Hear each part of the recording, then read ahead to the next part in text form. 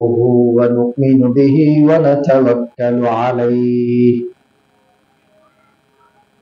ونعوذ بالله من شرور أنفسنا ومن سيئات أعمالنا من يهده الله فلا مضل له ومن يضلل فلا هادي له وأشهد أن لا إله إلا الله وحده لا شريك له وأشهد أن محمدا عبده ورسوله أرسله بالحق بشيرا ونذيرا وداعيا إلى الله بإذنه وسراجا منيرا أما بعد فإن خير الحديث كتاب الله وخير الهدي هدي محمد صلى الله عليه وسلم وشر الأمور محدثاتها وكل محدثة بدعة وكل بدعة ضلالة وكل ضلالة في النار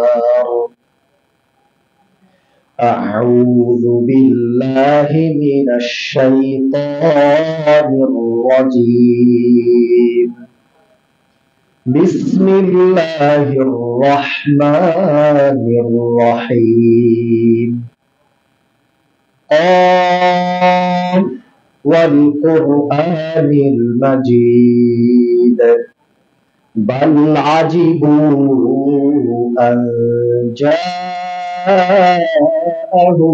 منذر منهم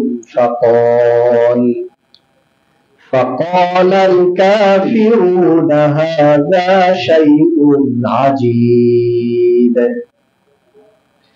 أإذا متنا وكنا ترابا ذلك رجع بعيد قد علمنا ما تنقص الأرض منهم وعندنا كتاب حفيظ بل كذبوا بالحق لما جاءهم فهم في أمر مريج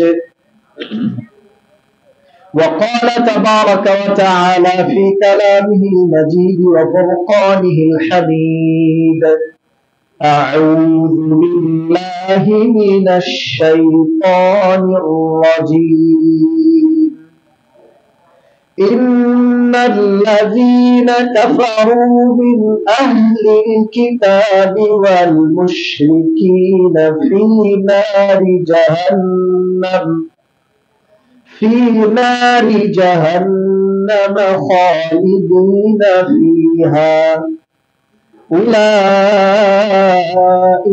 هم شر البرية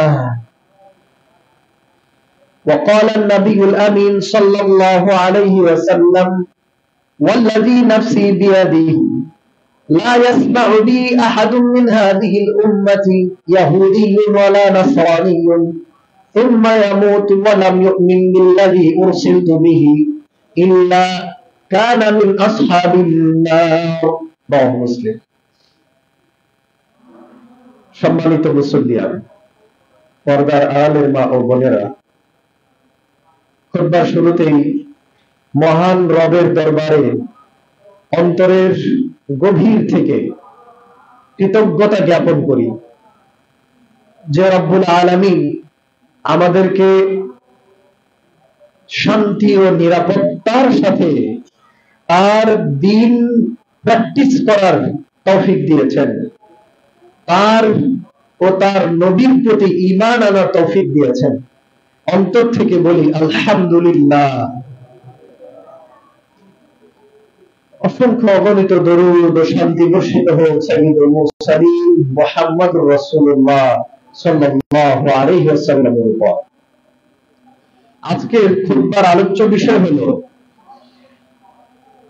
অমুসলিম তথা ইয়াহুদ নাসারা মূর্তি পূজক মুশরিক এদের ব্যাপারে আমাদের অবস্থান ও করণীয়। মুসলিম হিসেবে আমাদের চেতনা কেমন হওয়া উচিত? আল ওয়ালা ওয়াল বারা অর্থাৎ ইসলামের জন্যই বন্ধুত্ব এবং ইসলামের বিরুদ্ধে গেলেই শত্রুতা। এই বিষয়টি নিয়ে আপনাদের সামনে সংক্ষিপ্তভাবে গুরুত্বপূর্ণ কিছু কথা বলার চেষ্টা করব। ওয়া মা তাওফীকি ইল্লা বিল্লাহ আলাইহি তাওয়াক্কালতু ওয়া ইলাইহি উনীব। সম্মানিত মুসল্লিয়ান, মনে রাখবেন কিছু বিষয় আছে যে বিষয়গুলো ইসলামে আপনার আমার সবার জন্য এত গুরুত্বপূর্ণ যে এগুলো ঠিক না থাকলে আমাদের সালাত সিয়াম হজ যাকাত কোনো কাজে আসবে না। সেটা হলো ঈমানকে সঠিক অবস্থায় বিশুদ্ধ অবস্থায় মেইনটেইন করা, রক্ষা করা। এখান থেকে যদি কেউ বিচ্যুত হয়ে যায় তাহলে সে কোথায় গিয়ে পড়বে তার কোনো ঠিক নেই। সেজন্য ঈমানের সাথে সম্পৃক্ত বিষয়গুলো যখনই আমাদের সামনে আসবে, সামাজিকভাবে রাষ্ট্রীয়ভাবে বৈশ্বিক প্রেক্ষাপটে, তখনই আমরা আপনাদেরকে এই বিষয়গুলোতে সতর্ক সাবধান করার চেষ্টা করি, কারণ এটা আমাদের ঈমানি দায়িত্ব। আজকের নাসিহাগুলো সেরকমই। বর্তমান সময়ে বাংলাদেশের প্রেক্ষাপট আপনারা লক্ষ্য করছেন। 15-17 বছর ধরে এদেশের শত সহস্র উলামায়ে কেরামের গলায় চিপ দিয়ে ধরে থাকা এক অপশক্তি যখন ক্ষমতা হারিয়েছে, তাদের মধ্যে ভালো লোক থাকতে পারে, কোন ভালো লোকের ব্যাপারে আমার কোন বিরূপ মন্তব্য নাই, তবে ইসলাম বিরোধিতা যারা করবে তাদেরকে নিয়ে আমাদের অনেক বলার আছে। আমি আমার জন্মের পরে পড়াশোনা ছাত্র জামানা থেকে দেখে আসছি এই সিচুয়েশন, ছোটবেলা থেকে। আমার জীবনে আমি কখনো একজন তালেবে ইলম হিসেবে, একজন ছোটখাটো দাঈ আল্লাহ হিসেবে সেই স্বাধীনতা অনুভব করি নাই যে স্বাধীনতা পেলে আমার ঈমান, আমার বিবেক আমাকে যেসব ব্যাপারে উম্মাহকে সতর্ক করতে বলে আমি সে ব্যাপারে সতর্ক করতে পারবো। এরকম স্বাধীনতা আমি এই বাংলাদেশে কখনো অনুভব করি নাই আমার জন্মের পর, যখন থেকে আমার কথা বলার বয়স হয়েছে। আমি যখন কোরআন হাদিস পড়ি, যখন ধীরে ধীরে বেড়ে উঠি, দাওয়াতি কাজ করি, সব সময় আমার অনুভব হয়েছে আমার গলায় চিপ দিয়ে কে একজন ধরে রেখেছে। আল্লাহর অশেষ দয়ায়, অশেষ মেহেরবানিতে, অসংখ্য অগণিত মুসলিমের চোখের পানির বিনিময়ে, অসংখ্য মুসলিম জনতার রক্তের বিনিময়ে, অসংখ্য মানুষের নির্যাতিত হওয়া, গুম হয়ে যাওয়া, জেল জীবন বরণ করার বিনিময়ে আল্লাহ রাব্বুল আলামিন কিঞ্চিত আমাদেরকে সেই অবস্থা থেকে মুক্ত করেছেন। আলহামদুলিল্লাহ পড়েন। এখন আমরা সামনে যে কথা পাই, যেটা বলার দরকার সেটা বলতে পারি। ভয় থেকে আমরা মুক্ত না, সবসময় ছিল, এখনো আছে, সামনেও থাকবে। তবে এখন বলতে পারি, আরো বেশি করে বলতে পারি, এবং বলবো বলে সিদ্ধান্ত নিয়েছি। আল্লাহ তাআলা যেন আমাদের জবান দিয়ে তার কিতাবের ও রাসূলুল্লাহর সুন্নাহর হক কথাগুলা আপনাদের সামনে উপস্থাপন করার তৌফিক দিয়ে দেন, আমিন। আল্লাহ রাব্বুল আলামিন যেন এদেশের আলেম ওলামা এবং দুআত দাঈ আল্লাহদের জবানে কোরআন ও সুন্নাহর হক ও সঠিক কথাগুলোকে এই জাতির সামনে উপস্থাপিত হওয়ার তৌফিক দান করেন। সম্মানিত উপস্থিতি, যেটা বলছিলাম, এই সিচুয়েশন পার করে আমরা যখন এখন একটা আলহামদুলিল্লাহ ধর্মীয় স্বাধীনতা যেটাকে বলে, আমার দিন প্র্যাকটিস করার স্বাধীনতা, আমার দিন প্রচারের স্বাধীনতা, আমার ইসলাম নিয়ে অ্যাক্টিভিজম করার স্বাধীনতা যখন কিঞ্চিত পাওয়া শুরু করেছি, তখন পৃথিবীর বিশেষ করে পার্শ্ববর্তী দেশের ইসলাম বিদ্বেষী শত্রুদের যত এজেন্ট দেশে ছিল এবং বাইরে যারা আছে, এরা আমাদের জীবনের নিরাপত্তাকে বিঘ্নিত করার জন্য এদেশের মানুষকে আবারও নিরাপত্তাহীনতায় ফেলে এই দেশটাকে আবারও গাজার পরিস্থিতি, সিরিয়ার পরিস্থিতিতে নিয়ে যাওয়ার জন্য উস্কানি দিয়ে বেড়াচ্ছে। বিভিন্ন ভাবে সংখ্যাগরিষ্ঠ মুসলমানের দেশে মন্দিরে ধরে নিয়ে যুবকদেরকে পিটিয়ে হত্যা করা হয়েছে। বেশ কয়েকদিন আগের কথা, দিনাজপুরের ঘটনা করেছেন। আমরা কি সংখ্যাগরিষ্ঠ নাকি আমরাই সংখ্যালঘু এই দেশে মুসলমানেরা? এই জিনিসটা আসলে এতদিন স্পষ্ট ছিল যে আমরাই হলাম সংখ্যালঘু। চতুর্মুখী নির্যাতন, ইসকনের এজেন্টরা এই দেশের প্রশাসনিক পোস্টে বিভিন্ন সামাজিক পদ পদবি নিয়ে মুসলমানদেরকে যেভাবে যেভাবে ক্ষতি করা যায় ক্ষতি করার চেষ্টা করে যাচ্ছে। আলেমুল আমাদের স্বীকারোক্তিতে দেখতে পাবেন, রিমান্ডে নেওয়ার পরে, জেলখানায় নেওয়ার পরে প্রত্যেকটা আলেমের নির্যাতনের পেছনে একটা দুটা হিন্দুর নাম জড়িত। সাধারণ হিন্দু ভাইদের প্রতি আমার কোন আক্রোশ নাই। আমারও জীবনে 2-4 জন হিন্দু ভাইয়ের সাথে ভালো সম্পর্ক আছে, কোনো সন্দেহ নেই। কিন্তু ইসকন, আমেরিকায় প্রতিষ্ঠিত ইসকন, যে ইসকনকে সাধারণ হিন্দুরাও গ্রহণ করেনি, তারা নানান ভাবে এদেশের মুসলমানদেরকে কোণঠাসা করবার জন্য হিন্দুত্ববাদ, হিন্দু ধর্মের কথা বলছি না, হিন্দুত্ববাদ কায়েম করার জন্য নানামুখী ষড়যন্ত্র যারা পরিচালনা করে, রাষ্ট্রীয়ভাবে চাপ তৈরি করে, রাজনৈতিক নেতাদেরকে বশ করার চেষ্টা করে, বিভিন্ন এজেন্টদের দিয়ে বিভিন্ন মানুষকে ব্ল্যাকমেইল করে, এই সমস্ত কাজ করে মুসলমানদেরকে দেশে কোণঠাসা করে রাখা হয়েছে। এইগুলোর বিরুদ্ধে কথা বলার সময় মুফতি কাজী ইব্রাহিমের সাথে কি হয়েছে আপনারা দেখেছেন। পার্শ্ববর্তী দেশের একটা গোপন এজেন্টের বিরুদ্ধে মাত্র 2টা খুতবা দিয়েছিলেন। খুতবা দিয়ে বেরোতে পারেন নাই, মসজিদ থেকে তাকে ফলো করা শুরু হয়েছে। বাসায় যাওয়ার পরে সারা রাত ধরে নানামুখী ষড়যন্ত্রের মাধ্যমে মুফতি কাজী ইব্রাহিমকে শেষে গুম করতে না পেরে আপনার বন্দী করেছে। আল্লাহ আমাদেরকে হেফাজত করেন। আমরা এই সংখ্যাগরিষ্ঠ মুসলমানের দেশে ইসলামের চর্চা বাড়াতে চাই কি চাই না? প্রকাশ্যে স্বাধীনভাবে প্রত্যেকটা মানুষের কাছে দাঁড়ে দাঁড়ে ইসলামের শিক্ষা পৌঁছাইতে চাই কি চাই না? যদি চাই তাহলে এদের ব্যাপারে আমাদের সতর্ক থাকতে হবে। এই দেশের মুসলমানরা আলহামদুলিল্লাহ পৃথিবীর কোন মুসলমান উগ্র নয়। কোন মুসলিম দেশে আপনি অমুসলিম নির্যাতনের ঘটনা দেখবেন না, গ্যারান্টি নাই। বাংলাদেশের হিন্দুরা ভিআইপি নাগরিকের সুবিধা ভোগ করে। 7-8% হিন্দু প্রায় 30-40% সরকারি চাকরিতে নিয়োগ পায়, বড় বড় পদে অফিসার হয় এবং মুসলমানদেরকে পরিচালনা করে। আপনি কি বলতে চাচ্ছেন যে হিন্দু নির্যাতন হয়ে দেশে? তথাকথিত কিছু গুজব মিডিয়া আজকে আমাদের মুসলমানদেরকে অনিরাপদ করে দেওয়ার জন্য বিভিন্নভাবে ষড়যন্ত্র করে বহির্বিশ্বের মিডিয়াকে প্রভাবিত করার চেষ্টা করে যাচ্ছে। আমাদের কিছু জিম্মাদারি আছে, দায়িত্ব আছে। আবার আমাদের মতো দেখবেন এক শ্রেণীর মানুষ এখানে কয়েক ভাগে বিভক্ত। এক শ্রেণীর মানুষ তারা শুধুমাত্র রাজনৈতিক সুবিধা লাভের জন্য, ব্যক্তি স্বার্থ চরিতার্থ করার জন্য তারা আজকে মুসলমানদের কাতার থেকে বের হয়ে গেছে।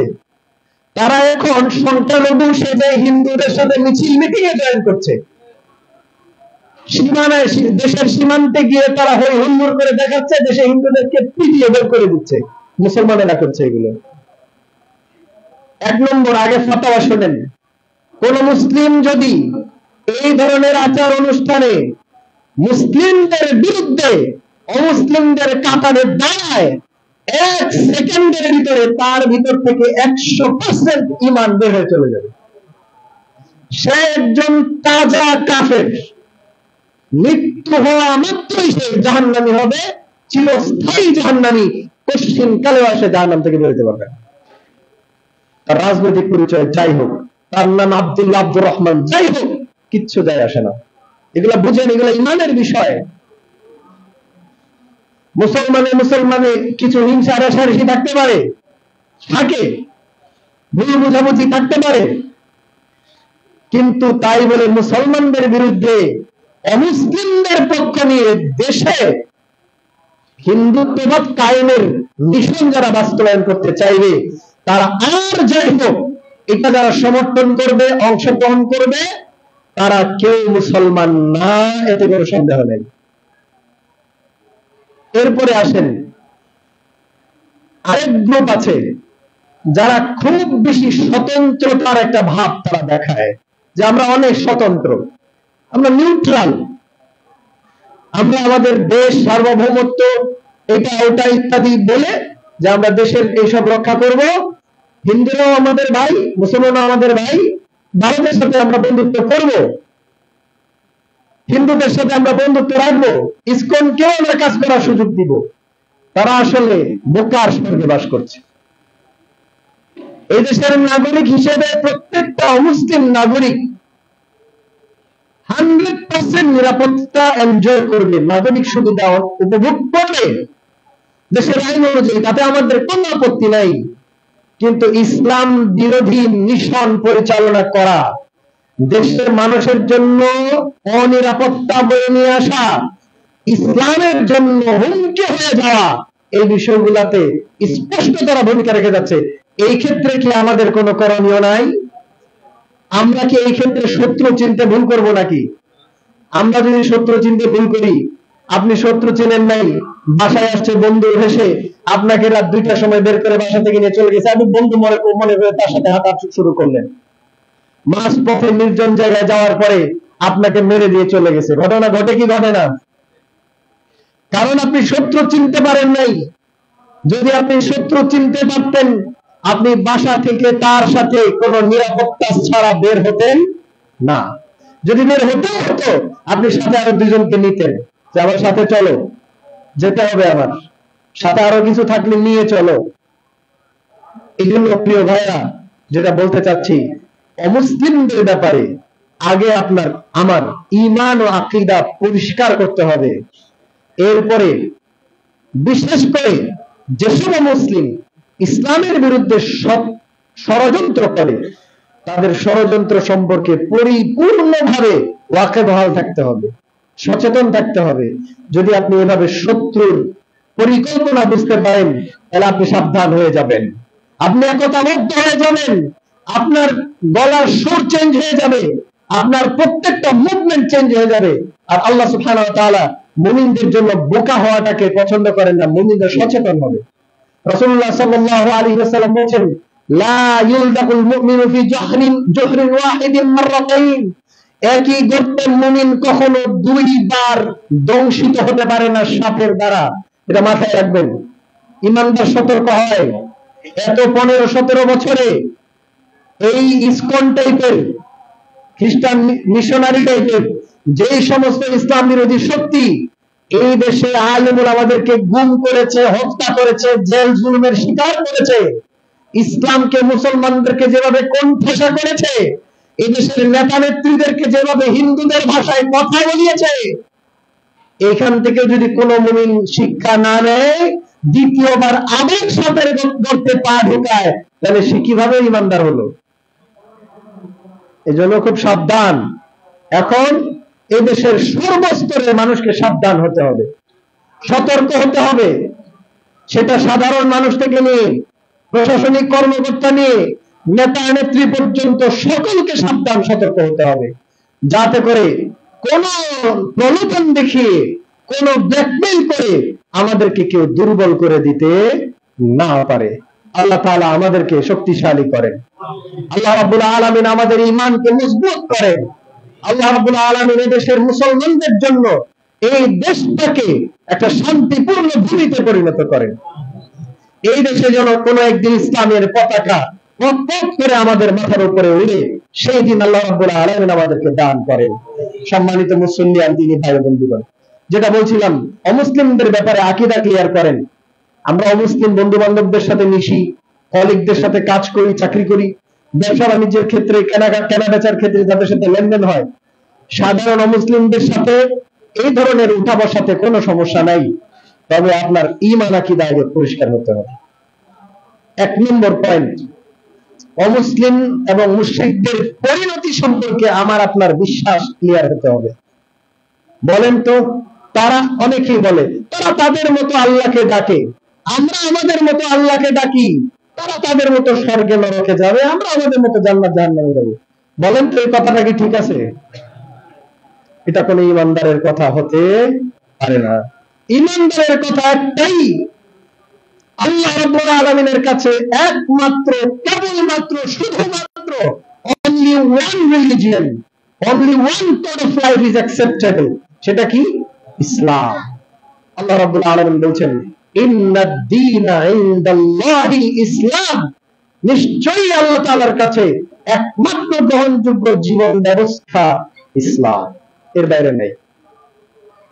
আল্লাহ রাব্বুল আলামিন আরো বলছেন ومن يبتغي غير الإسلام دينا فلن يقبل منه, ইসলাম ছাড়া অন্য কোন জীবন আদর্শ যদি কেউ অনুসন্ধান করে, মানতে পালন করতে চায়, পশ্চিমকালেও আল্লাহর কাছে তা গৃহীত হবে না, বাতিল। ইসলামের বাইরে কোনো কিছুই গ্রহণযোগ্য না। সুতরাং রাষ্ট্রীয় নিরাপত্তা, নাগরিকদের নিরাপত্তা, সকল ধর্মের মানুষদের ইবাদত পালনের নিরাপত্তা দেওয়া, এটা রাষ্ট্রের দায়িত্ব। কিন্তু ঈমান হলো, আমার চিন্তা হলো এরা আমার দেশের নাগরিক, এরা আমার মানবিক আমার কিছু ব্যাপার আছে, এরা মানুষ, আমি চাই সকল মানুষকে নিয়ে জান্নাতে যাব, তাকে কি করে সঠিক রাস্তায় আনা যায় এই চেষ্টা মেহনত আমি করব। কিন্তু বিশ্বাস, সে যেখানে আছে সে খারাপ অবস্থায় আছে, তাকে ছেড়ে দেওয়ার কোন সুযোগ নাই। চলতে ফিরতে, কথায় বার্তায়, আচরণে, চলনে বলনে, লেনদেনে, সকল ক্ষেত্রে তার সামনে ইসলামের সৌন্দর্য উপস্থাপন করতে হবে, যাতে দেখে মুগ্ধ হয়ে মুসলিম হয়ে যায়। সুযোগ পেলেই তার সাথে উঠা বসা করার সময় একটু একটু করে ইসলামের বাণী তার ভিতরে পুশ করতে হবে। এটা আপনি তখনই করবেন যখন জানবেন আমার এই কলিগ, আমার এই সহপাঠী, সে তো জাহান্নামী হয়ে যাবে, সে তো আমার মোটামুটি একজন পছন্দের মানুষ, ভালো মানুষ, সে তো জাহান্নামী হয়ে যাবে, তাহলে ভালো হওয়াতে তো কোনো লাভ হবে না। এই চিন্তা থেকে আপনি তাকে দাওয়াত দিতে থাকবেন। এই ঈমান ও আকীদা রাখতে হবে। ইসলামের বাইরে যারা আছে এরা সবাই জাহান্নামী, এরা সবাই কি? জাহান্নামী। দলিল সূরাতুল বাইয়িনাহ 6 নম্বর আয়াত, অনেক দলিল আছে। এই আয়াতটা দেখেন, ইন্নাল্লাযীনা কাফারু মিন আহলিল কিতাবি ওয়াল মুশরিকিন, আহলে কিতাব ইহুদ নাসারা এবং মুশরিকিন, মূর্তি পূজক, হিন্দু, পৌত্তলিক, এদের মধ্যে যারা কাফের, কুফরি করেছে, ঈমান আনে নাই, ফি নারি জাহান্নাম খালিদিনা ফিহা, এরা জাহান্নামের আগুনে প্রবেশ করবে, চিরকাল সেখানে থাকবে। নাউযুবিল্লাহি মিন যালিক। শুধু তাই নয়, আল্লাহ রাব্বুল আলামিন বলছেন উলাইকা হুম শাররুল বারিয়া, এরা হলো আল্লাহর জমিনের সর্বনিকৃষ্ট প্রাণী। আল্লাহর জমিনের প্রাণী না শুধু, এই একটা জড়বস্তুর সমান মূল্যের নাই। আল্লাহর এই জমিনে যা কিছু আছে, সৃষ্টি যা কিছু আছে আল্লাহ, সবকিছুর মধ্যে এরা হলো নিকৃষ্টতম, জঘন্যতম। এই কথাটাই আল্লাহ রাব্বুল আলামিন কোরআনে অন্যত্র এভাবে বলেছেন, ওয়ালাকাদ যারানা লিজাহান্নামা কাসীরাম মিনাল জিন্নি ওয়াল ইনস, অসংখ্য মানুষ ও জিনকে আমি জাহান্নামের জন্য বানিয়েছি। লাহুম কুলুবুন লা ইয়াফকাহুনা বিহা, তাদের অন্তর আছে, অন্তঃকরণ দিয়ে তারা বোঝে না। লাহুম আযানুন লা ইয়াসমাউনা বিহা, কান আছে, শোনে না। লাহুম আ'য়ুনুন লা ইউবসিরুনা বিহা, চোখ আছে, দেখে না, দেখতে পায় না, হেদায়েত পায় না। উলাইকা কাল আনআম, এদের তুলনা হচ্ছে চার পায়া জন্তুর মতো, বাল হুম আদাল, এর থেকেও নিকৃষ্ট। এই হলো কাফেরদের ব্যাপারে আমাদের আকীদা। এটার ক্ষেত্রে কোনো ছাড় দেয়া চলবে না। বিশ্বাস ওরা অমুসলিম, ওরা কাফের, ওরা মুশরিক, ওরা জাহান্নামী, ওদের মৃত্যুর পরে জাহান্নাম ছাড়া কোনো উপায় নাই, যদি না হেদায়েত নসিব হয়। সহিহ মুসলিমের 153 নম্বর হাদিস, রাসূলুল্লাহ সাল্লাল্লাহু আলাইহি ওয়াসাল্লাম বলেন, ওয়াল্লাযী নাফসি বিয়াদিহি, এই আল্লাহর কসম করে বলছি যার হাতে আমার জীবন, লা ইয়াসমাউ বি আহাদুম মিন হাযিহিল উম্মতি ইয়াহুদিয়্যুন ওয়ালা নাসরানী, এই উম্মতের মধ্যে থেকে ইহুদি হোক বা নাসারা হোক, মুশরিক হোক, পৌত্তলিক হোক, আমার পৃথিবীতে আগমনের ব্যাপারে যদি সে শুনে থাকে, সুম্মা ইয়ামুতু ওয়া লাম ইউমিন বিল্লাযী উরসিলতু বিহি, এরপরে মারা যায় অথচ আমি আমার আল্লাহর কাছ থেকে যেই বিধান নিয়ে এসেছি, যেই কিতাব নিয়ে এসেছি, তার প্রতি যদি ঈমান না আনে, যদি অবস্থায় মারা যায়, ইল্লা কানা মিন আসহাবিন নার, স্পষ্টভাবে সে জাহান্নামী হবে, কোনো বাঁচার উপায় নাই। এই হাদিসের পরে কি আর কোনো স্পষ্টতা আছে? কোনো স্পষ্টতা নাই। দেখেন, ঈমান না আনলে লোকটা যত ভালোই হোক, এটাও বুঝে রাখেন, অনেক বলবেন না উনি তো অনেক ভালো মানুষ ছিল, আল্লাহ মাফ করে দেন, এরকম মনে হতে পারে না অনেক সময়। অনেক হিন্দু লোকের অনেক আদর্শ আছে, আমি নিজে চিনি এরকম মানুষ, তাদের অনেক সততা আছে, ব্যবসায়িক সততা, আপনার আচার আচরণগত ভাবে সততা, সত্য বলা, সুন্দর আচরণ। অমুসলিম দেশে আপনি এমন কালচার পাবেন কোথাও কোথাও, মিথ্যা কিভাবে বলতে হয় ওরা জানে না। আমরা মুসলমানরা মিথ্যা ভালোভাবে শিখেছি, এইরকম আখলাক আছে তাদের, কিন্তু তাদের এই কোনো কিছুই কোনো কাজে আসবে না। এইটাতে ধোঁকা খাওয়া যাবে না, এটা খুব সাবধান। এই জায়গাটার জন্য আপনাদেরকে আরেকটা জিনিস দেখাইতে হবে। সেটা কি? সেটা উদাহরণ হচ্ছে আবু তালিব। উদাহরণ কে? আবু তালিব। তবে একটা ব্যাপার আছে, অমুসলিম যদি অনেক ভালো হয়, ধোঁকা দেয় না, মিথ্যা বলে না, মানুষকে ঠকায় না, মানুষকে কষ্ট দেয় না, কারো ক্ষতি করে না, সুন্দর আচরণ করে, ভালো কাজ করে, ভালো কাজে সহযোগিতা করে, মুসলমানদেরকে সাহায্য করে, এই সমস্ত কাজকর্মের কারণে তার জাহান্নামের আগুনের শাস্তিটা কমবে, কিন্তু বাইরে হওয়ার কোন সুযোগ নাই।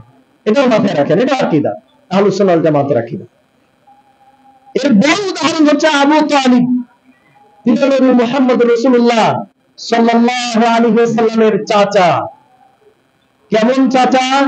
যিনি মুহাম্মদ রাসূলুল্লাহ সাল্লাল্লাহু আলাইহি ওয়াসাল্লামকে আগলে রেখেছেন। আপনারা সাল্লাল্লাহু আলাইহি ওয়াসাল্লাম পড়বেন, রাসূলুল্লাহ সাল্লাল্লাহু আলাইহি ওয়াসাল্লামের নাম শোনা মাত্র 10টা রহমত নাজিল হবে। আল্লাহ রাব্বুল আলামিন আমাদেরকে তৌফিক দান করেন। আবু তালিব আল্লাহর নবী সাল্লাল্লাহু আলাইহি ওয়াসাল্লামকে অনেক ভালোবাসতেন। তিনি বুঝতেন যে ভাতিজা যা বলছে তা তো ঠিকই আছে, ভুল কিছু বলছে না, এজন্যই তিনি তাকে সহযোগিতা করেছেন। শিয়াবে আবি তালিবে বন্দী ছিলেন, বন্দীর মতো অবরুদ্ধ ছিলেন 3টা বছর। গাছের পাতাকে বিরতিপাত করেছেন সাহাবায়ে কেরাম। মুশরিকরা নানান ষড়যন্ত্র করেছে, আবু তালিবের কারণে একটা গায়ে ফুলের টোকা দিতে পারে নাই মুহাম্মদ রাসূলুল্লাহ সাল্লাল্লাহু আলাইহি ওয়াসাল্লামকে। তার আচরণটা ছিল এমন যে আমার ভাতিজার কাছে যেতে হলে আগে আমার উপর দিয়ে যেতে হবে, এত সহযোগিতা করেছেন। যখন মৃত্যু শয্যা আসলো আবু তালিবের, সহিহ বুখারীর 3884 নম্বর হাদিস, মৃত্যু শয্যায় আবু তালিব, এমত অবস্থায় আবু জাহল আরো একজন তার কাছে আসলো। মুহাম্মদ রাসূলুল্লাহ সাল্লাল্লাহু আলাইহি ওয়াসাল্লাম হাজির হলেন। রাসূলুল্লাহ সাল্লাল্লাহু আলাইহি ওয়াসাল্লাম বললেন, চাচা আপনি একবার কালিমা পড়ে ফেলেন, কুল লা ইলাহা ইল্লাল্লাহ, আপনি একবার এক আল্লাহর একত্ববাদের স্বীকৃতি দিয়ে দেন, কালিমাতান উহাজ্জু লাকা বিহা ইনদাল্লাহ, এই কালিমাকে দলিল বানিয়ে আমি আল্লাহর সামনে আপনার পক্ষে দাঁড়িয়ে যাব। ওদিকে আবু জাহাল বলছে, ইয়া আবা তালিব আতারগাবু আন মিল্লাতি আব্দুল মুত্তালিব, কিরে আবু তালিব, মরার সময় বাপ দাদার ধর্ম ছেড়ে দিবি? যেরকমটা বলে আর কি, মরার সময় তুই বাপ দাদার ধর্ম ছাড়বি? তখন আবু তালিবের নসিবে হেদায়েত ছিল না। এটাই আল্লাহ তাআলার পক্ষ থেকে আমাদের জন্য বিশাল বড় শিক্ষা। দেখেন, প্রিয় নবী সাল্লাল্লাহু আলাইহি ওয়াসাল্লামের সাথে বন্দীর মতো জীবন যাপন করেছেন, জুলুমের শিকার হয়েছেন, কথাবার্তার শিকার হয়েছেন, পুরা তিনি কোণঠাসা হয়ে পড়েছেন, বয়কটের শিকার হয়েছেন, কিন্তু মুহাম্মদ রাসূলুল্লাহ সাল্লাল্লাহু আলাইহি ওয়াসাল্লামের সঙ্গ ছাড়েন নাই। সেই চাচার নসিবে ঈমান ছিল না। এটা আল্লাহর পক্ষ থেকে আমাদের জন্য শিক্ষা, যে ঈমান আমরা চাইলেই কাউকে হিদায়াত দিতে পারবো না। আমরা কেন, তার শেষ নবী, সর্বশ্রেষ্ঠ নবী মুহাম্মদ রাসূলুল্লাহ সাল্লাল্লাহু আলাইহি ওয়াসাল্লাম নিজেও দিতে পারেন নাই, তার হেদায়েত দেওয়ার কোনো ক্ষমতা ছিল না। এমত অবস্থায় আলা মিল্লাতি আব্দুল মুত্তালিব, আব্দুল মুত্তালিবের মিল্লাতের উপরে আবু তালিবের মৃত্যু হয়ে গেল। মৃত্যু হওয়ার পরে আল্লাহ নবী সাল্লাল্লাহু আলাইহি ওয়াসাল্লাম প্রচন্ড দুশ্চিন্তাগ্রস্ত হয়ে পড়লেন, খুবই ব্যথিত হলেন, আঘাত পেলেন। আঘাতে জর্জরিত হয়ে তিনি বলছেন, ওয়াল্লাযী নাফসি বিয়াদিহি লা আস্তাগফিরান্না লাকা মা লাম উনহা আনহু, চাচা আল্লাহর কসম, আমাকে নিষেধ না করা পর্যন্ত আমি আল্লাহর কাছে আপনার জন্য ইস্তিগফার করতে থাকবো, ক্ষমা চাইতে থাকবো। পরক্ষণেই আল্লাহ রাব্বুল আলামিন সূরা তাওবার 113 নম্বর আয়াত নাযিল করে দিলেন, দিয়ে বলছেন, মা কানা লিন নাবিয়্যি ওয়াল্লাযীনা আমানু আন ইস্তাগফিরু লিল মুশরিকিন ওয়ালাউ কানু উলি কুরবা। আবার গায়ের লোম দাঁড়িয়ে যাচ্ছে, কথাটা শোনেন। কোন নবীর জন্য এবং ঈমানদারদের জন্য ঘৃণা করা জায়েজ নাই যে সে কোন মুশরিকের জন্য আল্লাহর কাছে ক্ষমা চাইবে, সে যদি তার নিকটাত্মীয় হয়, তার বাবা হয়, তার মা হয়, তাও পাবে না। নিষেধ করে দিলেন আল্লাহ। একই প্রেক্ষাপটে আল্লাহ নবীর দুশ্চিন্তার কারণ হয়েছে আবু তালিবের মৃত্যু।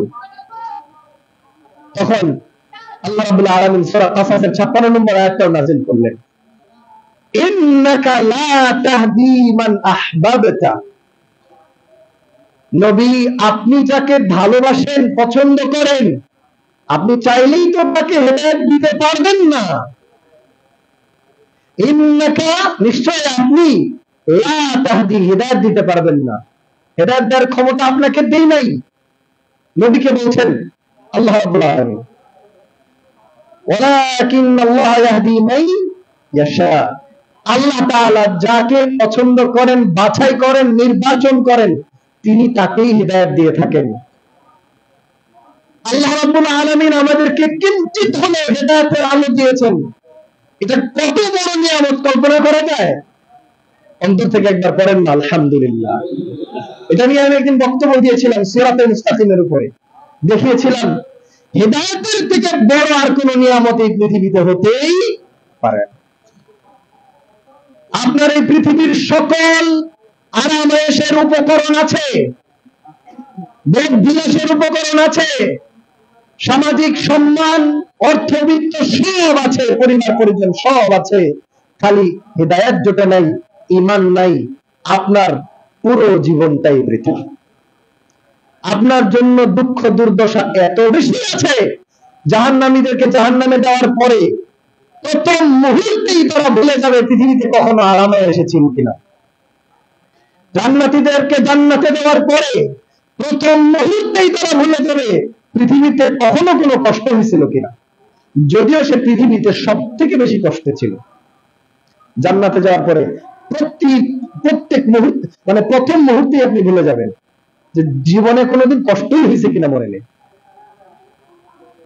আমাদের এই জীবন থেকেও তো আমরা দেখতে পাই, আমরা যখন একটু আরামে পড়ে যাই তখন পিছনের কষ্টগুলো স্মৃতিতে আসে, ওখানে স্মৃতিতে হয়তো সেভাবে আসবে না, যেহেতু হাদিসে এভাবে আসছে যে সব ভুলে যাবে কষ্ট প্রথম মুহূর্তেই।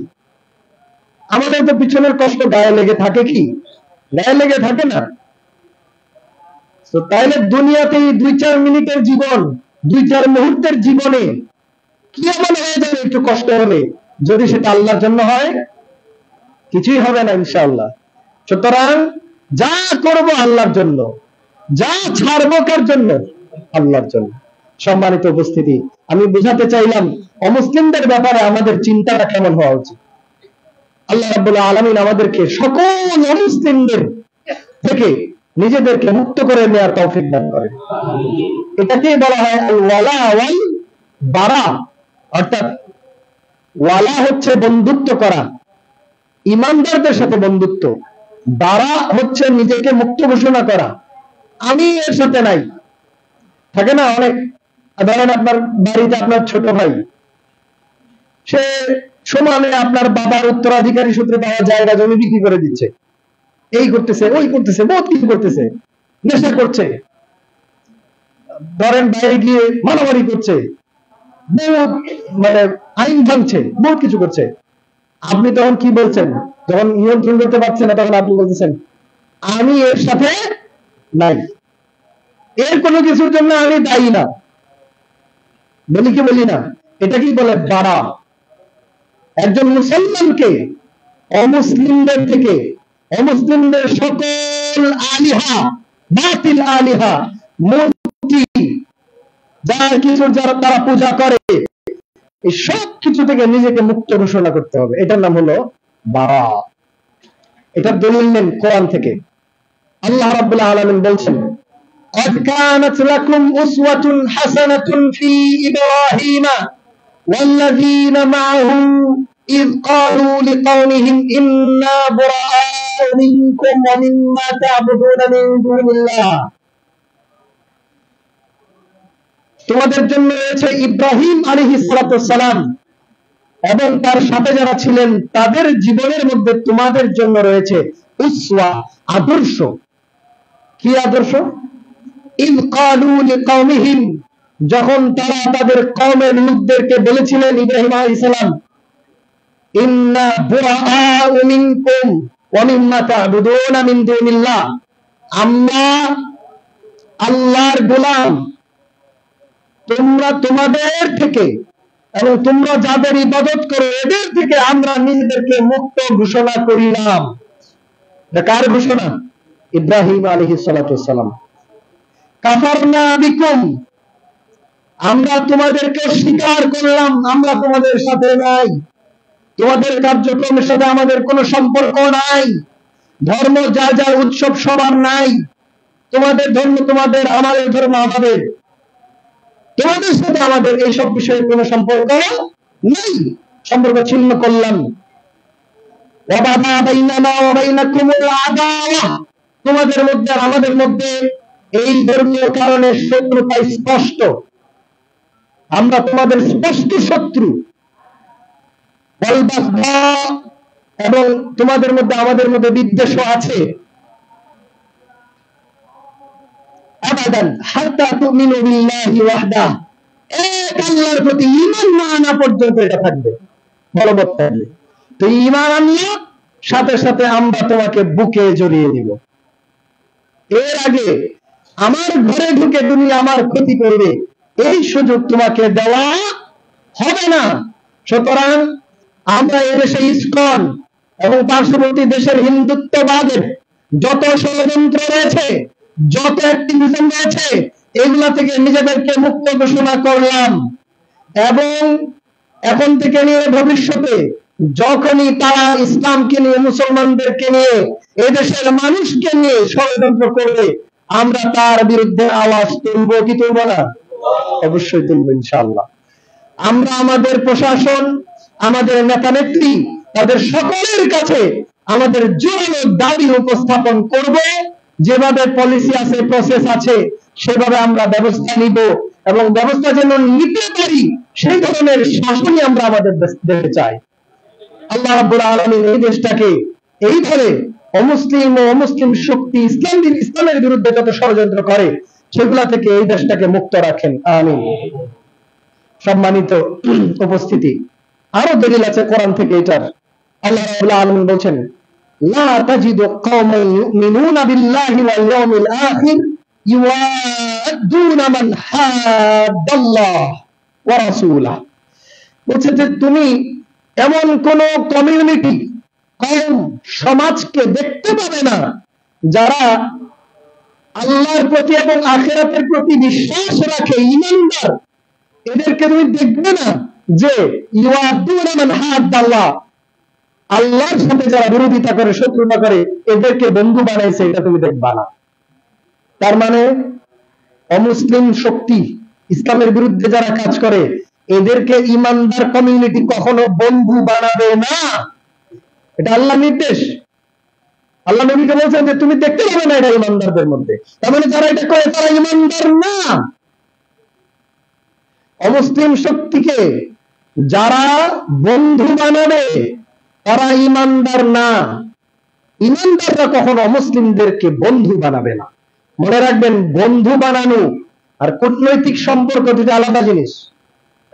রাষ্ট্রীয় প্রয়োজনে, বিভিন্ন কারণে, ব্যবসায়িক প্রয়োজনে, নিরাপত্তার প্রয়োজনে, সামরিক প্রয়োজনে বিভিন্ন মুসলিম ও মুসলিম দেশের সাথে সন্ধি হতে পারে, বিভিন্ন এগ্রিমেন্ট হতে পারে, কোনো বাধা নাই। তবে সেখানে মুসলমানদের স্বার্থ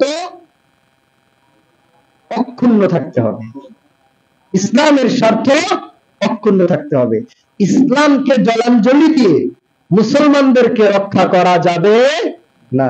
আমরা অনেক সময় নিজেদের পরিবার পরিজন নিয়ে আরামে থাকার জন্য, আর ইজ্জত গেছে যাক, ইসলাম গেছে যাক, আমরা শান্তিতে থাকি। সাহাবারা কি বলতেন? আরে জীবন যায় যাক, ইসলাম অটুট থাকুক। এটা সাহাবাদের আদর্শ। যদি তাই না হতো তাহলে খুব অনায়াসেই মুসলমানরা বেঁচে যেতে পারত। বিভিন্ন কথাবার্তায় তাদের যুদ্ধে গিয়ে শাহাদাত বরণ করার কোনো প্রয়োজন ছিল না। এটাই ইসলাম।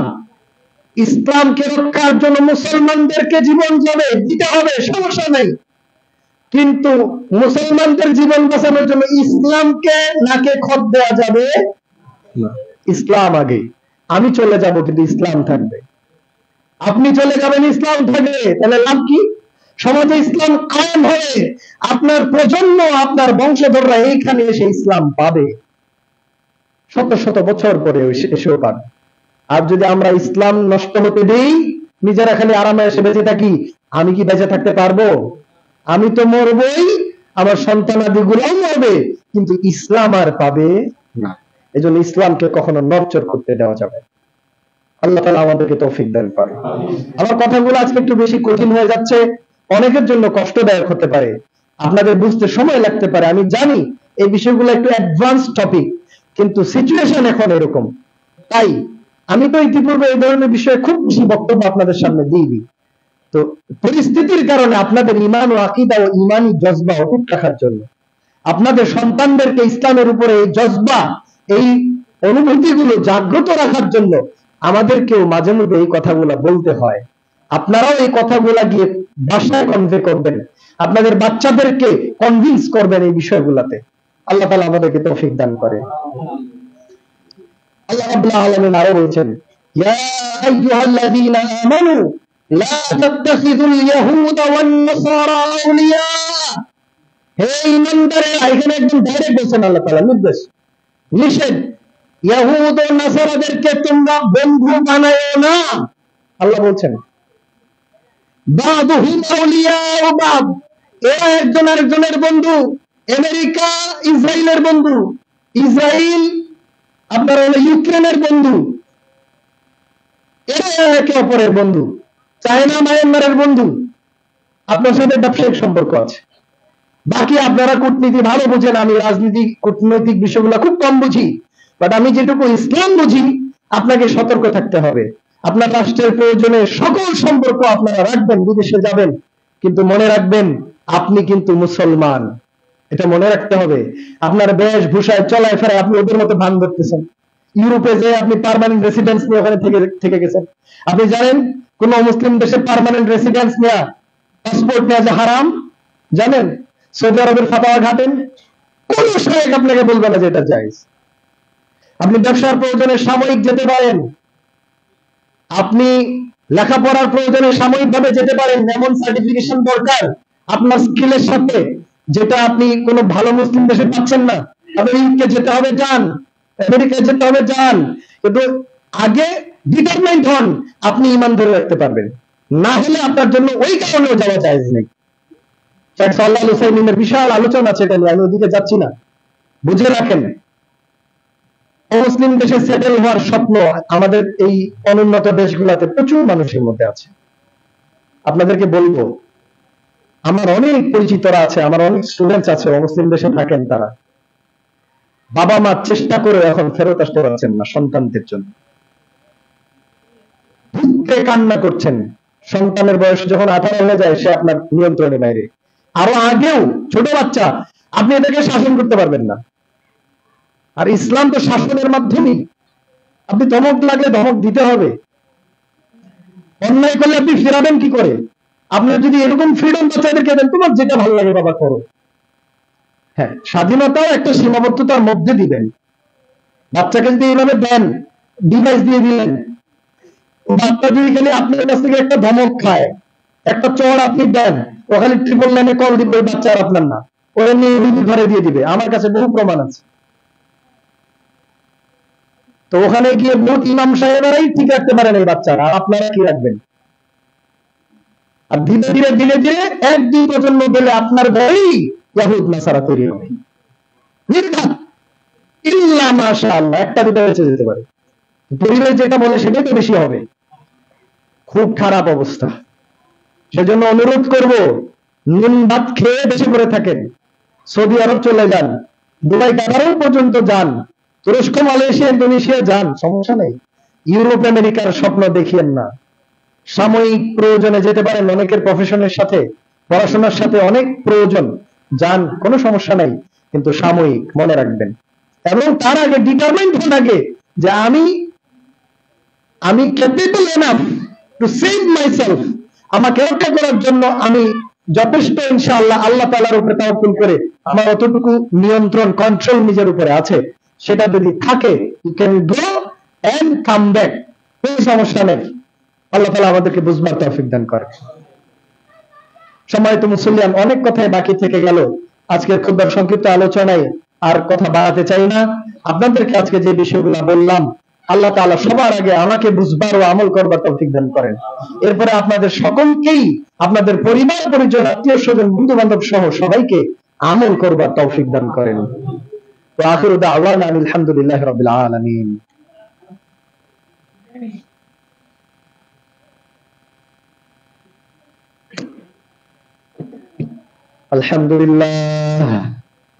الحمد لله نحمده ونستعينه ونستغفره ونؤمن به ونتوكل عليه ونعوذ بالله من شرور أنفسنا ومن سيئات أعمالنا، من يهده الله فلا مضل له ومن يضلله فلا هادي له، وأشهد أن لا إله إلا الله وحده لا شريك له، وأشهد أن محمدا عبده ورسوله، أرسله بالحق بشيرا ونذيرا وداعيا إلى الله بإذنه وسراجا منيرا. أما بعد، فقد قال الله تعالى في كلامه المجيد وفرقانه الحميد: أعوذ بالله من الشيطان الرجيم. إن الله وملائكته يصلون على النبي، يا أيها الذين آمنوا صلوا عليه وسلموا تسليما. اللهم صل على محمد وعلى آل محمد كما صليت على إبراهيم وعلى آل إبراهيم إنك حميد مجيد. اللهم بارك على محمد وعلى آل محمد كما باركت على إبراهيم وعلى آل إبراهيم إنك حميد مجيد اللهم